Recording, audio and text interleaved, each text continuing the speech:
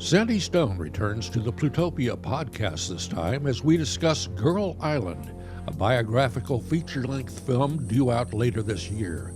We also discuss gender roles, trans rights, political oppression, and much more. When we talk about what is gender and where does it come from, one of the places, not the only place, but one of the places gender comes from, is a very powerful place, is from power imbalances. That's a very strong way that in our society desire gets constructed, whether you know it or not. Sexual tension. Anyway, that's one way that we construct sexual difference, is through power relationships. And ultimately, when I say that, what I'm getting back to is patriarchy, obviously, to the fact that most power structures are controlled by men, and therefore men generally get to say what sex and gender are. Hey everybody, welcome to the latest episode of the Plutopia News Network podcast. I always say that when I do the opening. I guess that's just kind of my thing now. Anyway, today it's Scoop Sweeney, my partner in crime, and I, John Lebkowski, and we are going to have a discussion today with the great Sandy Stone. Sandy is an academic theorist, a media theorist, an author, a performance artist, all kinds of stuff, actually. Even a recording engineer. No! Yes! And she is also considered a founder of the academic discipline of transgender studies. And that's one of the things we want to talk about today. What? Kind of like, oh, wait a minute. Before we talk about that, though, I want to ask about Girl Island. Okay. How is it going? What's the update on that? Girl Island is a documentary film that about Sandy that's in process. Girl Island is a film. Well, the title of Girl Island refers to a dream I used to have when I was a little kid. And it was the only way I could escape from my reality of the time, which was I was a little boy in a time when it didn't feel right to be a little boy. There was just something wrong, off about it. So I imagined this island, verdant forests and sparkling waterfalls and beautiful animals running around, that was populated entirely by little girls. And when I was on the island, I looked down and I was a little girl too. But these girls didn't do what normal girls did at that time. I mean, normal girls were kind of playing with dolls, that sort of thing. These girls swam the swift rivers, and they climbed the tall mountains, and they adventured around, got in all sorts of trouble. And then they tracked down the animals, these strange wild animals, and they learned how to talk with them. And this is a place that throughout my life, I've discovered that I don't have to work to go back to in my head, because I keep finding them in the real world, little girl islands here and there. So that's the background. Girl Island, the movie, is a production directed by Margie Vecchio. It's produced by or distributed by Women Make Movies. It has a rather large and astonishing cast of executive producers, which I won't bore you with. It's mostly animation, because the time on the island, my time on the island, is represented by animation, which I think is wonderful. When Margie first proposed the movie, I said I'd be happy to be in it as long as I actually wasn't in the movie. It could be about stuff I did, but I didn't want to be in it. So one of the things Margie thought of as animating the sequences in Girl Island. And we have, at this point in the production, there are a few completed animated sequences and a lot of animatics, and the rest of it is in storyboard form. And we're now awaiting, we're in post-production at this point, which, or I shouldn't say we, because this is all Margie's show. I appear in it, but I don't control it in any way. Once Margie got me to shut up about not wanting to be in it, I really don't have a lot to do with how the production goes. But I can tell you that we're in post-production, which is mainly about finishing the animation. They have a projected tentative test date of fall 2025. It may slip to spring 2026, depending on a lot of things that we don't know, like, for instance, Trump's dismantling anything having to do with trans or diversity, equity, or inclusion of any kind, disappearing women from federal websites, and completely killing funding for anything that doesn't have to do with white Christian nationalism. So it's possible that will slow the film down. I don't know, but we'll see. Those efforts are designed specifically to make anyone who isn't a white Christian nationalist invisible. And initially, they're doing a fair job of it, but we'll see how that develops. It's an exciting adventure. Tune in tomorrow. But I thought those Trump guys kind of stood for freedom and free speech. Yeah, that's what he claimed. And yeah, freedom is slavery, truth is falsehood, and ignorance is strength. I think Well, I've read this book. Yeah, Oh, go ahead. probably Steve. have. You have quite a history in production, and how maddening is it to be sitting on the sidelines? Having produced a lot of stuff myself, and being in a studio or in a production suite, and you couldn't get your hands on the dials. Does that get to you occasionally? Oh, you mean with regard to the film? Yes. Girl, absolutely not. This is a case of, I have some kind of vision, maybe, but I want to see other people's visions. I don't want this to be a film about my vision of anything. What I'm interested in is, what vision does Margie have? What vision do the Wachowskis have about what this film is about? What vision does Susan Stryker have? What vision does Ronnie Som, the director of animation, have? What vision does Zachary Drucker have, who is one of the executive producers? They've all had their own experiences, different but parallel, similar. And I think my own experience is kind of boring, but if you get a lot of people's creative experiences that kind of aim at the same thing and get them going, I think this will be something way more interesting than if it were my vision. Whenever I've had a view into your experience, I've never found it boring. Not at all. What are you working on now? Are you still like producing recordings and that sort of thing? Well, I still produce recordings. I've got a full-time gig, which kind of takes up a lot of full-time. I'm chief engineer for radio station KSQD, K-Squid, here in Santa Cruz. And we're also streaming intergalactically on the World Wide Web as ksqd.org. And I'll mention a couple of things that are particularly time sensitive right now. This week is our pledge drive.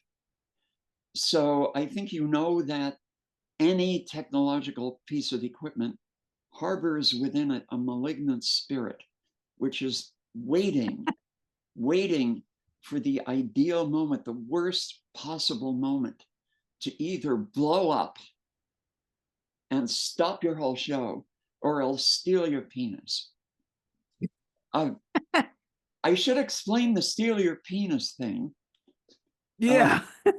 I recently have read a report, believe everything you read on the web, because this was from the Associated Press, that men in the Central African Republic, hundreds of men in the Central African Republic are reporting that their penises have been stolen.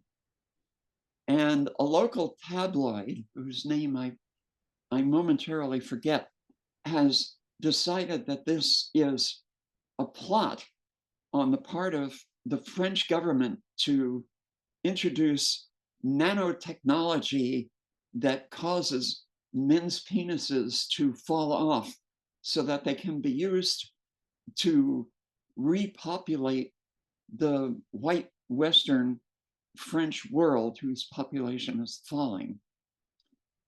End quote. I'm not making this up, by the way.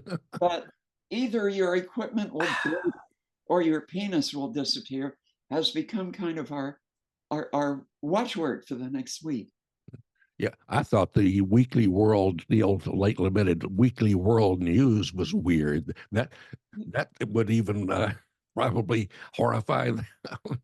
This paper makes the Weekly World News look like the Guardian.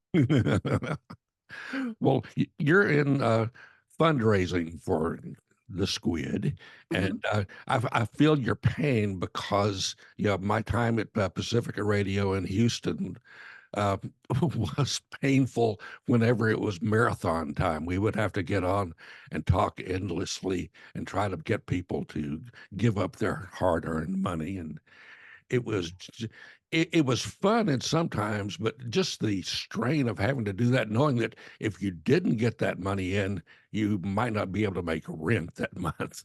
Yep. Yeah, it's stressful. On the other hand, we have a very, very supportive community. I mean, being in Santa Cruz, being the only station really that does this kind of thing, gives us a kind of a bit of a leg up. And, not much of a leg up, but a little leg up. And we have an enormous support base out there. I mean, even when we're not doing our pledge drive, people call in and offer small donations. It's that kind of a thing. We consider ourselves a bunch of weirdos making music for other weirdos. And there are enough weirdos in the Santa Cruz, in the Monterey Bay area, that I think we can bring it off. We've been for 7 years now. But do you have a sense of how much of your listenership is non-local, like over the internet? Generally, we don't watch very, very closely, but we have probably 70 or 80 people who are scattered around the globe in places like Sydney, Australia,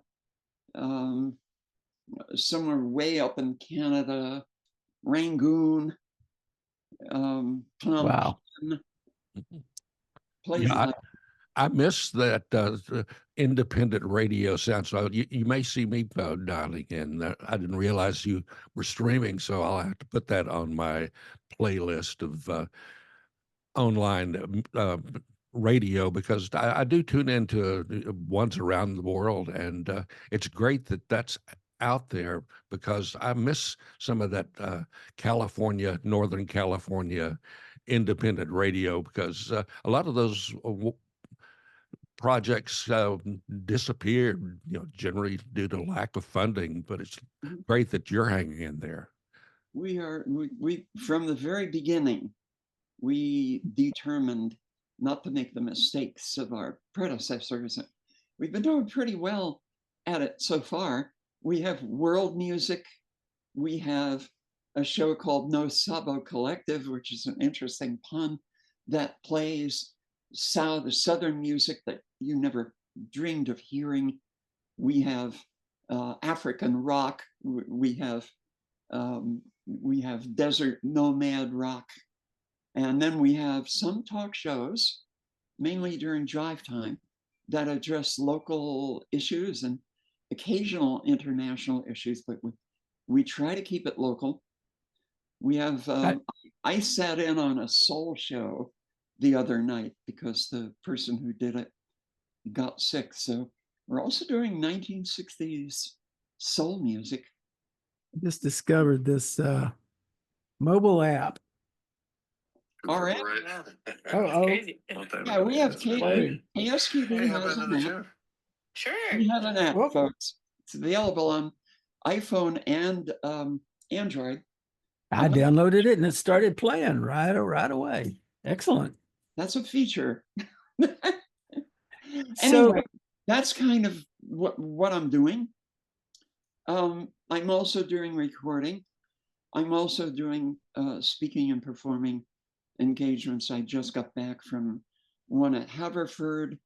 We're doing one in Lincoln, Nebraska. We're doing one in Wisconsin. is there any ACT Lab activity? No, this is not, well, every once in a while, Joey and you and associated people will invite me out to an ACT Lab event in Texas. Yeah. And I don't know if I can come right now. I mean, I don't know about this year's, but up to now, they've been great fun. And I look forward to more of them. They're really wonderful combinations of art and technology and true weirdness. And you've got, first of all, you guys have a long history going back of true weirdness mixed with art and technology. And Joey's carrying that on. And I'm, yay, Joey, I want to help in whatever way I can. And Joey has also taught me more about barbecuing than I ever expected to know. I mean, Doug Rushkoff was talking just the other day about, well, he gave a talk at South by Southwest, and he made a point of mentioning how Austin is mostly famous for just being weird and how important it is to be weird and how we should embrace our weirdness, which we certainly do. I'm delighted that there is still a bunch of people in Austin kind of in and around the tech bros who are still carrying the flame of weirdness forward. Of course, we're situated in a state that is not necessarily that friendly to weird, though I think they're kind of weird, actually. And one thing what kind of one of the main things we wanted to talk about today is the perception of transgender. There was a sense for years that there was a real comfort with the fact that some people, decided that the sex they were born with and the gender that they had to carry with that were not necessarily in conformance, and that, that they would prefer to be a sex other than, of course, this is like seeing it as a binary thing. And I don't think we should see it as a binary thing, but there is a thing called transgender, and it does involve changing yourself from one sex to another. And this is an experience that you've had and that you've written about, and you're kind of authoritative actually on the subject. And we are now at a time when there's been a huge shift in the acceptance of the concept of transgender, and just the fact that people choose to be who they are. And for some people, that's not okay now. And I'm just kind of wondering kind of what your perception is of that. What's transgender? Oh, never. I have a definition here somewhere that I got from someone who's really famous All right. What is it? Well, A transsexual is a person who identifies his or her gender identity with that of the opposite gender. Sex and gender are quite separate issues, but transsexuals commonly blur the distinction by confusing the performative character of gender with the physical fact of sex, referring to their perceptions of their situation as being in the wrong body. And that's in quotes. And that's a quote from Sandy Stone. who knows? Did I ever say that? Okay. Yeah. You wrote that. Let me clarify a couple of things right at the Okay, beginning. sure. Sex, as we talk about it, is also an idea that we've set up. It doesn't have anything to do with what's going on in reality. I mean, the government has tried very hard. Our glorious leader is trying to define a male sex and a female sex. They've been trying to do this for a long time. Now they're using the larger gamete as the female and the smaller gamete as the male. Are you saying that the paint job has nothing to do with the engine? I'm saying that sex actually, however you define it, I mean, there are all kinds of ways that you could define it. But if you talk about sex for a moment as genetic, as say, two XX chromosomes are female and XY chromosome is male, and all that, you are immediately erasing everything in between, because there is a huge spectrum of genetic, what we're calling sex. I mean, there are 7 or 8 identifiable medical syndromes in which people do not have 2X chromosomes or an X and a Y. You may have 3X chromosomes. You may have 2X and a Y. You may have 2 Ys and an X. You may have 3 Ys. The only way to find that out is to do genetic testing. Otherwise, you simply appear to be one thing or another that we socially define as being men or women, which is a construct that we've come up with largely as a way of wielding power. It's a way of controlling people. I don't want to get into this in detail, but when I go around to different universities, I'll give you a really, really rough example. I'll get very good questions from the students, and someone will ask me, well, can you define a woman? And I go, do you feel oppressed? I go, yeah, I kind of feel oppressed.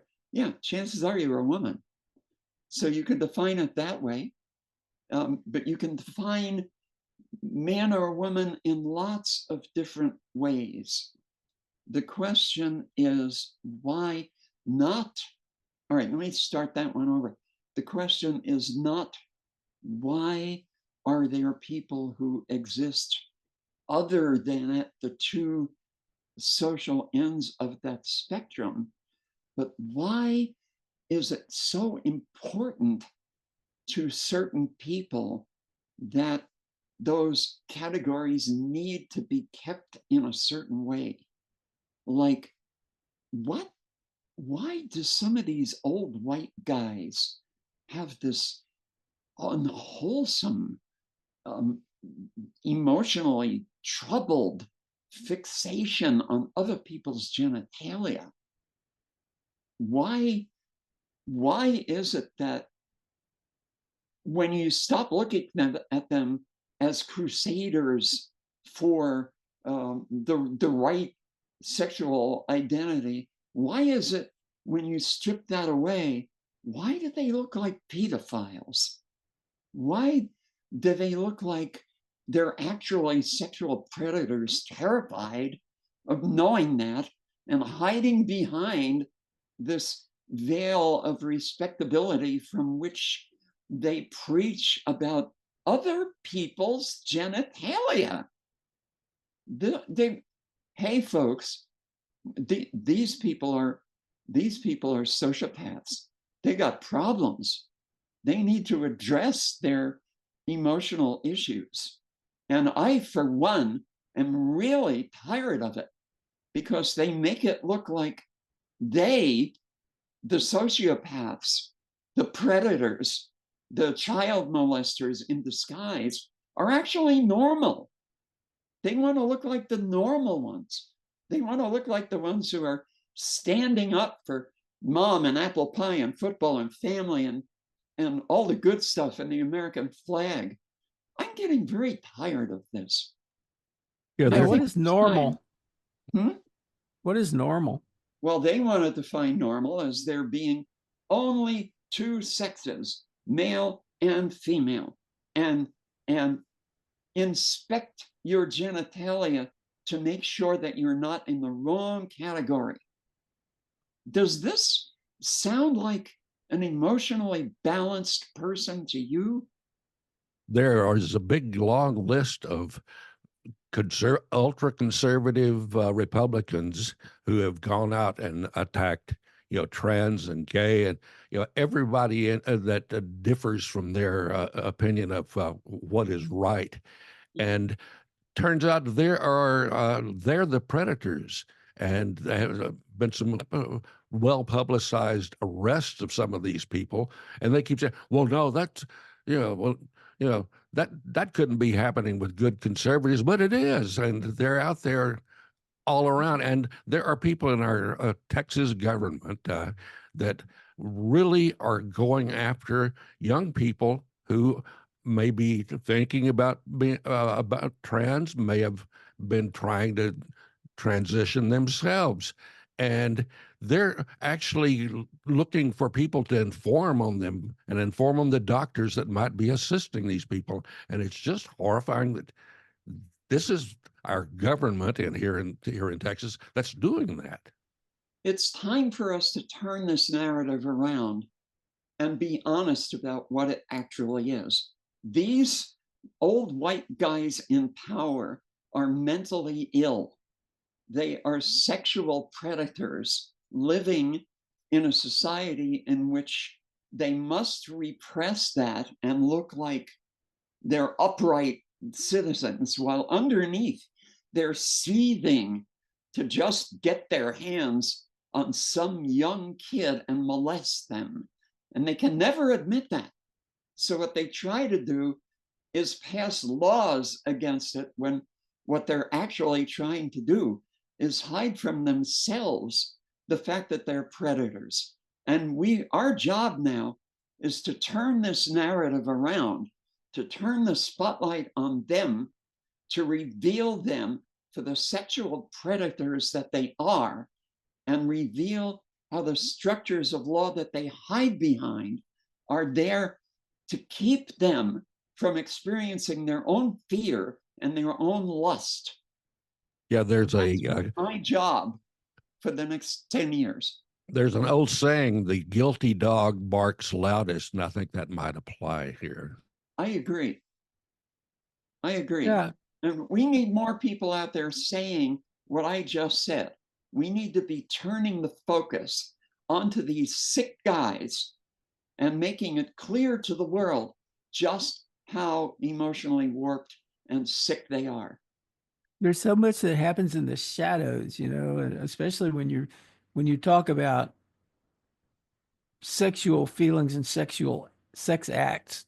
Um, you'll have something like, well, I'm thinking about that guy Epstein, just kind of looking at the shadows of what was going on, because we don't really know what was going on. It looks like there was a whole community of men and some women who were hanging out together and practicing things that some would probably refer to as depraved acts or whatever. The guy gets imprisoned and he mysteriously dies in his cell. Uh, I mean, you have to wonder whether that was a cover up. But the weird thing about it is that all this stuff is it's so much in the shadows and it's so hidden. And if you try to be open about your sexuality or open about um, the dance of the hormones, I guess you might say, uh, then they point to you as the one who's depraved. Mm-hmm. Yeah, that's common. Yeah. You have to draw attention away from what's really going on. There's nobody behind the curtain. And I mean, the Epstein raises all sorts of issues of consent, what consent means, what age, and these come up all the time. You get somebody who's accused of rape because the age of consent is 15 or whatever it is, where you are, and the person was a little younger than that. Then you get into a whole legal argument about whether a person of a certain age is really able to give consent. Those are all gray areas where the law creates certain barriers for things. But what's actually going on underneath isn't a question of age. It's a question of power. It's a question of who has the power to determine whether the age of consent is this or that, or what consent means.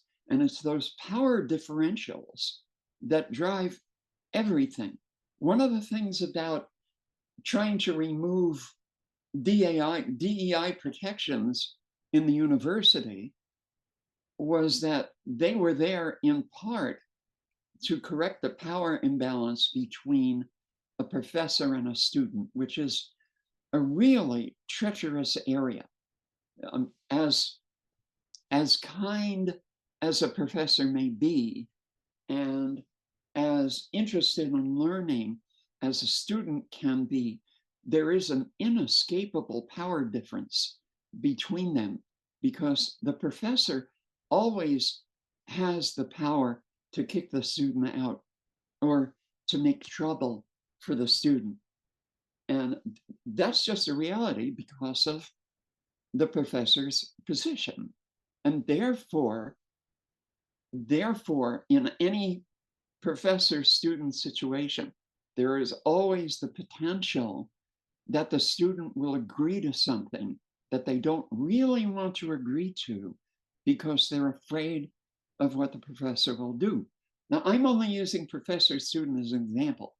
This happens in business. If you run a business, a young person comes to work for you and you say, I want you to do these 6 or 7 other things. Is that all right with you that you do them? I know they're beyond your job description, but it's just okay if you take them on? Well, if the other person is just hired, they're talking to somebody who has the power to hire and fire them. What are they going to do? There is no way for there not to be a power imbalance in that situation. Whether they like it or not, the person on the wrong end of that power imbalance is always going to have an urge to give in. Yeah, it raises the question of whether just because you give me money, does that mean you're not treating me like your slave? It's possible to give people money and not treat them like slaves. Right, right. But there are many contexts where, I mean, obviously slavery is not considered okay or legal or whatever, but it's there.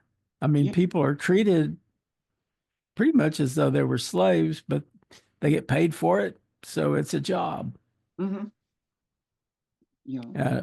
I mean, so I had a business where I was working with contractors. I wasn't really hiring people to work for me. I was contracting people to work for me, but we built a business out of it where we created it as a cooperative, and everybody kind of had a say in the business. Well, most businesses are not run that way, and there's a common assumption that the way a business should be structured is with a very powerful person at the top, and then there's a hierarchy of power that moves down. And when Mhm. you're at the bottom of that hierarchy, you don't really have much freedom of determination in how you do your thing. I mean, depending on the business, but that tends to be a common way of doing things. So I Um, mean, I see that as a problem. But the other thing that is more in line with what we were talking about is you were talking about who has the right to determine, so who has the right to determine your sexuality. Mhm. You know, should someone be able to tell you that who you can love or how you should perceive yourself? Where I was going with the idea of the power imbalance eventually is here in the Western world, we frequently construct desire, call it sexuality, around power imbalances. That's one of the ways that we construct what we call gender. This may be a strictly Western thing. We're still talking about that. But the reason I bring this up is that when we talk about what is gender and where does it come from, one of the places, not the only place, but one of the places gender comes from, is a very powerful place, is from power imbalances. That's a very strong way that in our society desire gets constructed, whether you know it or not. Sexual tension. Anyway, that's one way that we construct sexual difference, is through power relationships. And ultimately, when I say that, what I'm getting back to is patriarchy, obviously, to the fact that most power structures are controlled by men, and therefore men generally get to say what sex and gender are. And often enough, the men who supposedly have the power are actually being controlled by women. But it has to be done in this kind of, you know, covert way, right? There is a lot of that. And of course, there are lots of gray areas in there too. There, on one end, if we want to put an end on it there, one end of the spectrum is the patriarchal model, which we get in certain cults and communities in which the man's word is absolutely final and the woman's job is to submit. And then you get other areas where the man's job is to look like he's in charge, but he actually consults with the woman. And then somewhere on the other end of the scale, you get largely imaginary matriarchal societies, which in fact are little girl islands. But that's a whole other story. Would a matriarchy be superior to a patriarchy, or do they both have deficiencies? Yeah, well, they both have deficiency. This is the idea that matriarchies are better is frequently based on men's observation of women, and what men see women being is docile, submissive, subservient, cute, occupying little space. All those things that many women have to do socially in order to get by in our society. I lived in Annapolis for the time that I went to my undergraduate school, St. John's College. Annapolis, Maryland, is below the Mason-Dixon mine. And when I was there, I observed very interesting and also very chilling and scary things about the way that Black people interacted with white people. From my vantage point, somewhere where nobody could see me, I would observe a group of Black men just arguing with each other, going on and on about whatever, something, talking about politics or whatever. And then a white guy goes by, and from all of this conversation, they're going, "Hello, sir, good to see you, sir. Nice day, sir." And then he goes on by and they're back to, arguing with each other. That's a social present. If you are a white guy walking around in Annapolis, you would come away with the impression that Black men are kind and quiet and subservient, which is, of course, a total front that the Black men were putting on in order to stay alive, in order to keep you from doing violence on them. And when we see when we think of matriarchal societies as being very benign, we're not allowing for the fact that women can be at least as vicious, nasty, bigoted as anybody else. Yeah, I thought of a way to restate my question, or what I was saying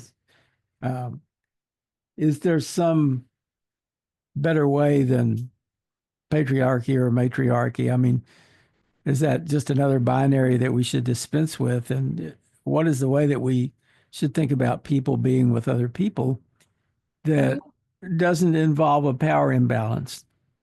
Is Well, that possible? in our real ideal society, people share power based on their ability to make things work properly. Real economies free from constraints, say, of capitalism, mainly turn into sharing economies in which people help each other. The problem with living in a capitalist society is all you see is the stress lines that capitalism produces. And those tend to make people work against the interests of other people and hoard resources. If you remove that warping effect of capitalism, what you get is societies in which people share their goods, in which they give away excess to others who need it. That's the kind of society that I would like to live in. But in order to get there, I mean, I'm like the 18 gazillionth person who has said this. We're surrounded by books and by people who say this all the time. You have to get rid of capitalism. Capitalism will eventually destroy the world because it's totally about infinite growth, and no actual real world can sustain infinite growth. Eventually, you run out of resources and you begin to eat yourself. That's Yeah, I mean, I not, guess the rule of capitalism, the primary thing is that any resource that exists to be exploited, yep, and that if a resource exists, it should be exploited. It's like, this a true dyed-in-the-wool capitalist would look at a forest and see, trees to be cut and processed and used to increase wealth versus just a beautiful forest. And that also, I guess, doesn't that relate to colonialism too? I mean, it's really just a matter of using power to exploit all natural resources and all human resources to the extent possible to build wealth for a few people. yeah. Well, the goal is always to concentrate wealth. That's the nature of capitalism. Hold on just a second.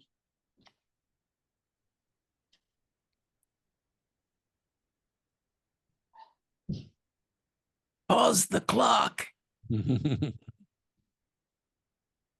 I'll hum the Jeopardy I theme. have to dig around in the vast depths of my library, and I would like to show you this. I I don't see know that. the The mushroom. mushroom at the end of the world? Have Yeah. you read that? No, This no. is a book by Anat Singh, who is a professor here in Santa Cruz. And the subtitle of the book is On the Possibility of Life in Capitalist Ruins. And the actual subject of the book is the matsutake mushroom, which is a delicacy in Japan, which is rather expensive and which happens to grow mainly in the remains of destroyed forests, forests that have been clear cut, logged over by capitalist predators. And what Anna Singh shows in the book is how we still find ways to go on to build other economies to thrive, and perhaps, if not to prosper, at least to thrive after the predatory nature of capitalism has passed you over, and what you have left is this disaster zone. And this is something that it's good to look at now. You can look at, let's stop capitalism, let's prevent the deforestation of the world, let's prevent the despoilation of the oceans, let's prevent the heating of the atmosphere, let's prevent the mining of fossil fuels that are contributing to the ruination of our planet. In practice, that's proving very, very difficult. There are people who believe we'll get there. I think the reality is we're not going to get there until it's too late. And for people like Anat Singh and people who do similar work as Anat Singh, the question is not how do we stop it, but what do we do after it's eaten itself and moved on? Yeah, I live in a area that's in the process of being devastated by a very famous devastator, Elon Musk. I'm in Bastrop County, which is east of Austin, and Elon is the new god figure down here for a lot of business people. He has his companies that's setting up shop. A lot of, they're getting SpaceX in here, the Boring Company, which is an interesting name for a company, but they do boring rather than they are probably boring also, and businesses are going full tilt. Let's kiss up to Mr. Musk, and people are actually trying to create big new housing projects. They've clear cut all the oak forest here in Bastrop County. I live, fortunately, in one that hasn't been devastated. But with all of these businesses that Musk is imposing upon us and Texas in general, it's just it's horrifying to see that happen. The SpaceX colony down there on the south of Texas is just growing by leaps and bounds. He's buying up every bit of property there, and of course it's being clear cut, and people are being removed from their long-time homes. So capitalism is in full flourish here in Texas, unfortunately. Hopefully, we can put some rein in these people, but not anytime soon that I can tell. I honestly don't know how you're going to do it, considering that the climate of Texas is no taxes or low taxes, and no restraints on growth or environmental devastation. And interesting that seems to go hand in hand with hatred of gender minorities, but that's a whole other story. Well, that was going to be my question, actually, about what the connection is there. Well, first of all, you have an unusual concentration in the hinterlands of white Christian nationalists, and this is I'm not by no means the first person to talk about this, but people, nothing is uniform anywhere. There are people who understand what's going on and just want to live, and there are people who have decided that they want revenge on the world for what's happened to them, and they all kind of live more or less in proximity to each other, but partly because of the way gerrymandering works, you get politically solid areas that in which more of the conservative people are concentrated and consequently have more power. One of the issues that we keep talking about and that I think will never really be understood by the people who are suffering is that the people who are left behind by our society, who do not have a social support system, do not have Medicare or Medicaid, do not have access to clean water or to libraries, do not have access to comfortable housing. These people also are led to believe that their state of immiseration is because of the left-wing people who in fact are working to try to empower them. And as long as we have that situation where the media are controlled by right-wing interests, and particularly where the media are controlled by right-wing interests, by the major people in government who are speaking are right-wing interests, we're never going to convince those people that they keep voting against their own basic interests.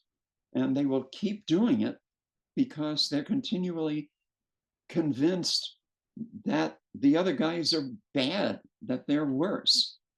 That this is a culture of revenge, which is now a culture of grievance, which is now really personified by Donald Trump. Get back at your enemies, get back at people you disagree with. Trump is the world's biggest bully. And his style of governance, that revenge is the right thing, that it's okay to nurture your grievances against other people. And when you have the opportunity to take it out on them, that's normal. That's a problem that we haven't yet figured out a way to deal with. This is not a level playing field. No, just let me finish. Okay, go ahead. It used to be that liberals thought that just bringing out the facts would be enough to change people's minds. Well, it's not. Surprise, it's not. And I don't think anybody yet has a really good strategy for how to deal with that.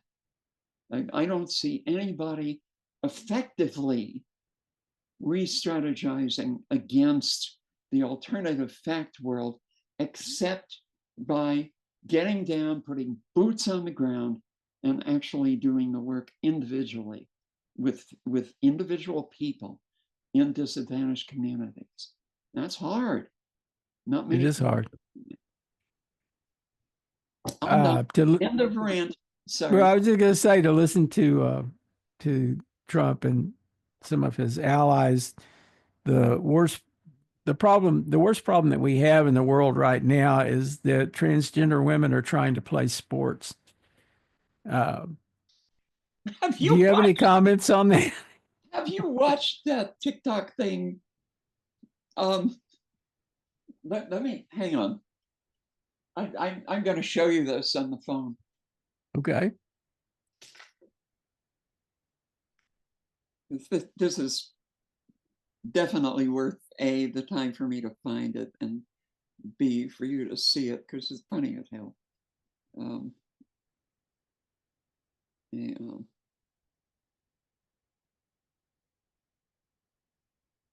Oh, wait, it won't be on that thread, will it? No, it's on another thread. Hang on.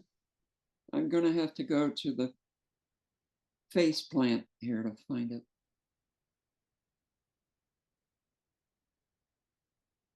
Okay, here we go. All right. Let me see if I got my volume up. Can you by any chance see that? I can see the screen. It doesn't have a video on it doesn't have yet. anything on it. Yeah, God, right. Yeah. All right, come on, go there. There. Okay, can you see that? Yeah. Yes. Yes, Okay. that shows up. All right, here we A go. finance fan, a lot of volatility in the stock market this week, so I'm hopping on here to help people who only watch Fox News understand what's happening in the market. Let's get started. Real simple formula. When the stock market is down, Fox News only covers trans people playing sports. That's how you know we're bleeding red. I've looked at thousands of hours of this, and let me give you a tip. The more obscure the sport, the worse the market is doing. If they're covering a trans swimmer in the NCAA, normal market territory. No need to panic. But this week, we got a trans fencer at the Cherry Blossom Tournament in Maryland. A lot of Fox coverage on this, which means the Dow is down a full 4%. But just yesterday, they're covering a trans athlete playing disc golf. That's a pretty obscure sport. It's iPhone footage. There's frisbees. 7% market dip minimum. Doesn't stop there.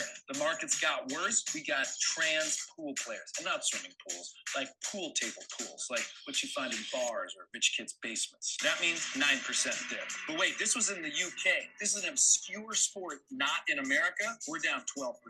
Can it get worse? Yes, the footage was from 6 months ago, so that's a minimum 15% dip, bear market territory. If you see Fox News covering a trans person kicking a hacky sack, the market is cratering, 20% dip.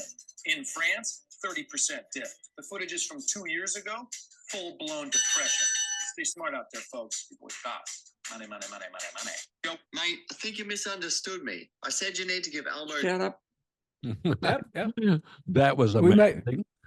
We may have to cut that out because of licensing, but I'll just mention that web. It's all over. yeah, the that's true. It's all over the web. Yeah. I Well, leave that up to Scoop to decide. I always like to err on keeping it in until someone says take it off. So Okay, cool. It's all over Facebook. It's all over everywhere. I don't think they're. and it needs to be all over Fox News, but they don't understand.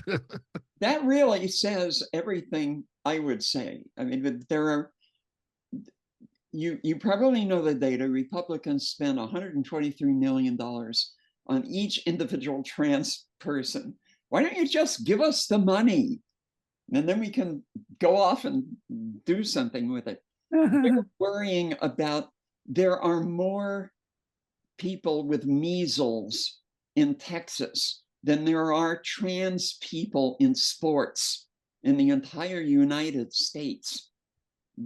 The only reason they're doing this is it can whip up enthusiasm in their base because that's your resent, hatred, fear, grievance thing working for you again. Yeah, transphobia. Which Yeah. I mean, I hear people throw the phrase or the label transphobia around a lot, and sometimes they're just they're not really looking clearly at what they're talking about. But in this case, it's obvious. It's obvious. Yeah. That there are people who actually, I mean, the question of whether it's a fear of, because, you know, what is it? An unrealistic, crazy fear of the other. It's an othering. Yeah. And I don't know how to deal with it. Yeah. In Texas, there are suppressing books that happen to have something about, trans people, and they're actually burning books. And I thought that was left behind at the end of World War II. Oh, no. But it's become very popular in Texas. Grab those books and get rid of them because it might actually teach someone something. Right. We need to restore the patriarchal order, which is only two sexes. One of them is in control. That's the end of it. And that's yeah. Well, I just guess, what could the media be doing better? The media that is not Fox News. Presenting the facts. We try hard to do that at the Squid. Clearly, presenting facts is effective with an educated audience that understands what a fact is and are willing to do real research, as opposed to, oh, I saw it on the internet. With people who can think, you can make progress. But one of the aims of our current administration is to stop people from thinking, to make it impossible to tell what a fact is by flooding, and these are Steve Bannon's exact words, flood everything with bullshit. Then you have no way of telling what's a fact unless you are able to make intellectual decisions, unless you have the ability to do critical thinking. And one of the things, the prime things that our wonderful administration is trying to do now is to destroy the possibility of anyone learning critical thinking by destroying the university system. I mean, it's largely already kind of crippled by virtue of being, by having its primary aim being defined as, can you get a job when you get out of here? That was never the original purpose of the university. The original purpose of the university was to teach critical thinking, to teach people how to learn, how to live well. And that's already largely perverted, but it's not totally gone. You still have it in the humanities, and the humanities are what the Trump administration wants to kill. And one of the encouraging signs of the last couple of days is that Harvard finally stood up to him. And I'm interested to see how this will play out. Is it a harbinger of more people standing up for independence of the universities? Or will Trump push back harder and eventually get Harvard to fold? Tune in tomorrow for the next exciting adventure of will our democracy survive? Well, Harvard truly doesn't have to depend on the government for funds.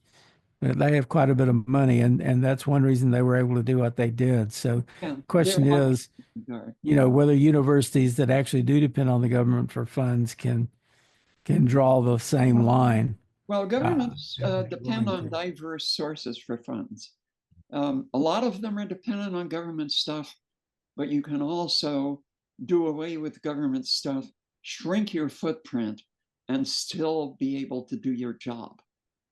What's disappointing is how quickly people failed, are folded, and went along with all of this. In institutions of higher learning here in Texas, they just fell right into line without much resistance at all. My alma mater, University of North Texas, which was a great liberal education for Texas students that couldn't afford to go to the University of Texas, they folded right away, and it's just disappointing.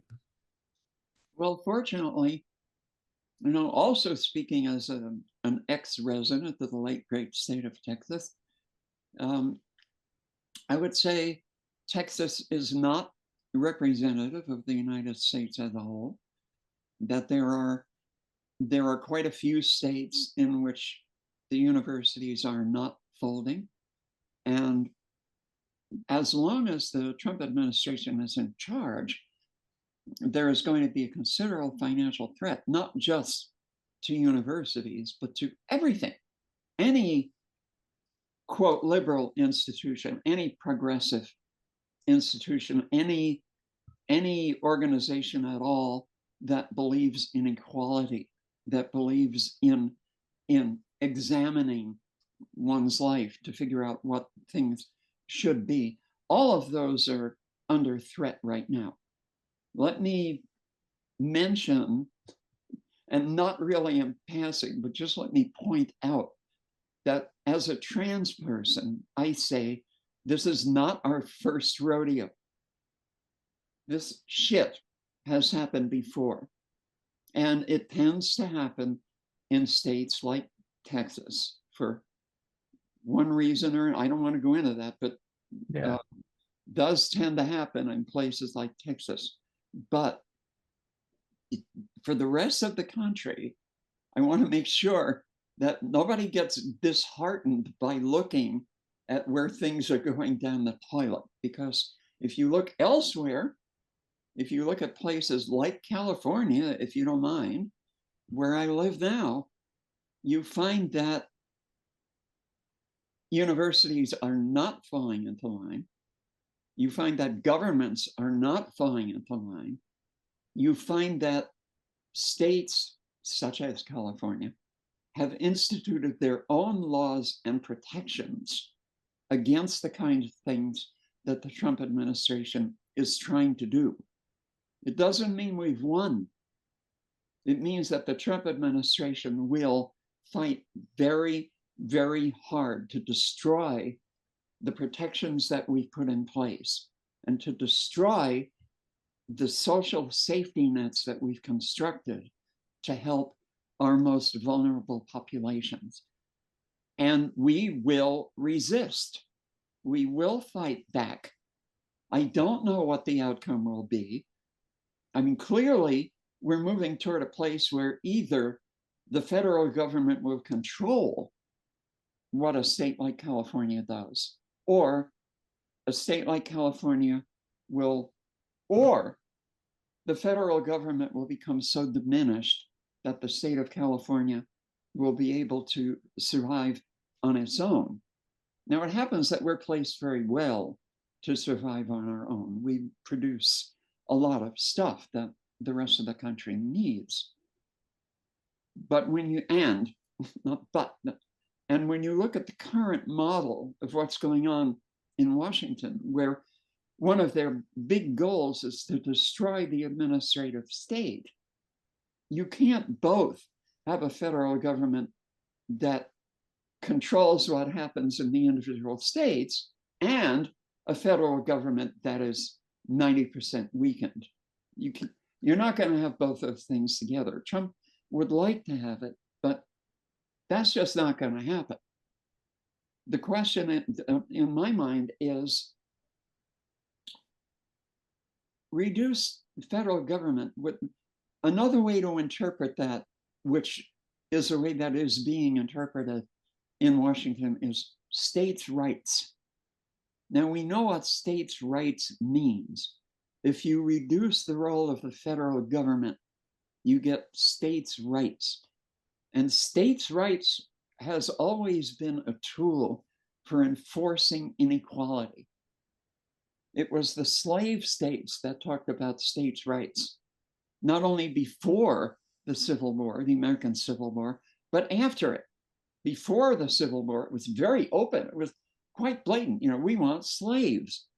But then after the Civil War, when it was no longer polite to talk about slavery, they changed the discourse to be about states' rights, which means we want the right to oppress a part of our citizenry so that we can exploit them for our capitalist purposes and concentrate the wealth in ourselves. That's what states' rights means. And that argument is coming back now inevitably because reduced government does mean a rise in states' rights. I've noticed a couple of fairly high-placed people in the Trump administration not noticing that they're moving away from one and toward another. They talk about the power of government. And then all of a sudden they realize that they're destroying that. Exactly. But they still try to use it as a club while they're destroying it. This is not going to work. Eventually, somebody's going to wake up and see that this can't work. Somebody got all my bullets. We're in the middle of it right now, and that's what makes it interesting. And we'll see how this plays out. I mean, I said before, this is not my first rodeo. This is not your first rodeo either. The last time around, in the larger political sense, was 1920, 1929, when the roof fell in on the accumulation of wealth. We're coming back around to precisely those same conditions. What will happen After that is not clear, because we have an entirely different situation of the way information is disseminated now. We have media controlled by the people who are doing the most damage. So this is we're coming at it from a slightly different angle. It'll be very interesting to see how this plays out. From a trans perspective, the last time around on this was 1939, with the destruction of the Institute for Sexual Research in Berlin, which was completely wiped out. We had to reinvent, rediscover all that knowledge. We have done so. That's all back. And now, of course, Trump is trying to destroy all that knowledge again, literally burning all those books. But on our side, we have the internet, which also works for the bad guys. But the thing that's working for us is that the internet is forever. It's very, very hard to actually totally disappear something from the internet. You can remove its visible links, but as my early ACT Lab students discovered to their horror, it doesn't go away. So It interprets censorship as damage and routes around it, is what we used to say. Yes. It's a little harder now, but it can still do that. It's a little harder now, but it can still do that. We're still preserving that hard-won knowledge. We just had this. Hang on. Oh no, I'm falling. Sorry about that. We now have this, a history of wow. in the United States. That's pretty thick. Yeah, I see. And it also exists on the internet. And as much as Trump is trying to censor books like that, they're not going to go away. And a number of reasons that were not true before. Trans people are in communication with each other. We know we exist. We know they're out there. We know we're out there. We know we've been around forever. And we know that efforts to wipe us out are only temporary and partial. You can't wipe out the transgender community. You can temporarily make us invisible in certain places, but you can't, you're not going to kill us. You're not going to wipe us out. What's happened over the past 40 years is we've moved 10 steps forward. Let's just make that arbitrary thing. We've gone 10 steps forward. We've got trans medicine, we've got trans literature, we have trans philosophy, we have trans law. Now, thanks to a lot of factors, of which the Trump administration is merely the most egregious, we're about to be beaten back 6 steps. It's going to be brutal. It's going to be hard. It's going to be painful. We're going to lose a lot of gains. But at the end of that time, we're still 4 steps ahead. If you can wipe out the transgender community, then you can wipe out any community. Mm-hmm. Well, and that's what people need to be thinking about. We'll see. I had a meeting last night with a very well-known trans philosopher. I've talked with our trans attorneys, trans surgeons. We have people out there embedded in our society. This is not like it was before. And we will, one of the main reasons we think we'll survive is that people like me exist. We are older. We're older trans people. And the very fact that we exist means that it's possible, that you can do it, that young trans people can look at the fact, see that there are older trans people and see, yeah, we can get there. We can be those people. We can have those lives. We can have our lives. We will get there. And one of the messages that I want to convey to young trans people is, this is like a phone call from the future. We're here. we exist, and we can reach back in time and help you. We can tell you from personal experience that you're going to survive, you're going to thrive, you're going to grow to be us. And not only that, but you're going to surpass us. And then you're going to look back and you're going to make a phone call in time to the young trans kids, and you're going to tell them that. And we're going to move on. We're always going to be here. All right. I've ranted at you a couple of times now. I'm sorry. I apologize. Oh, no, that's fine. That's fine. That's exactly what we wanted to hear.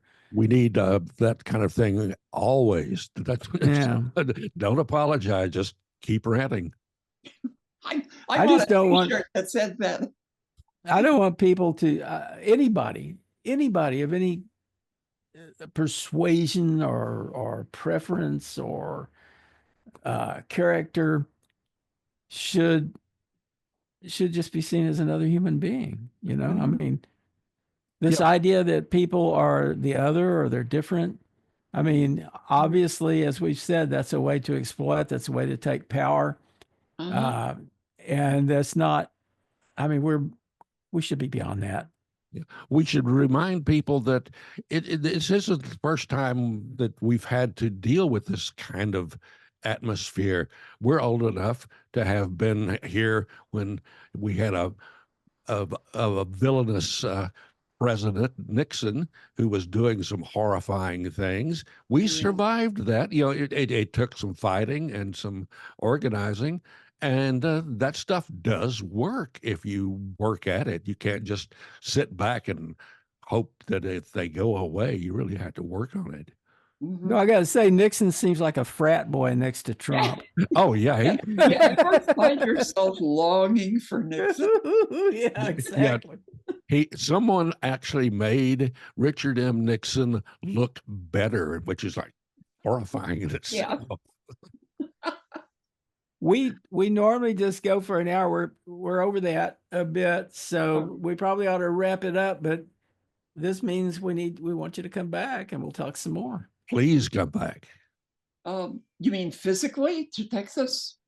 No, we can Zoom, but yeah, come to Texas. But we usually we're talking about coming back to the Plutopia News Network. Yeah. I'd love to do this again. Yeah, absolutely. We've been doing this since what, 1992, 3? Well, in various forms. The actual Plutopia thing just goes back to 2005, I think. Yeah, but you've been doing 2010. Plutopia-like things for like ever. I mean, I think it wasn't a podcast. Well, there was, I had Fringeware back in the early 90s. Mm-hmm. I was part of that. Paco Nathan and I did that. Oh yeah. And then and then Plutopia was the actual first instance of Plutopia was probably 2006. You're spring chickens. Yeah, I'd love to do this again, guys. This is a lot of fun. I've kind of mouthed off here a lot. I'm sorry, but yeah, that's fine. That's fine. That's just what we wanted to do. That's why we invited you. It would have been boring if it was just a blank stare at it. And you know, if we had stopped after an hour, some of the best things that you had to say would not have been included, because that last 15 minutes was really great. Well, this will be. I couldn't really drink enough to get going. Yeah, this will be an easy edit for me. I don't cut out anything. It's like, okay, just the heads and tails on it, and it's good to go. Okay. Well, on that thank you. I love both you guys, and thank you very much for we love you too. Show. Thanks, We'll Sandy. see you again really soon. Bye-bye. Bye-bye. You can follow the Plutopia News Network at plutopia.io.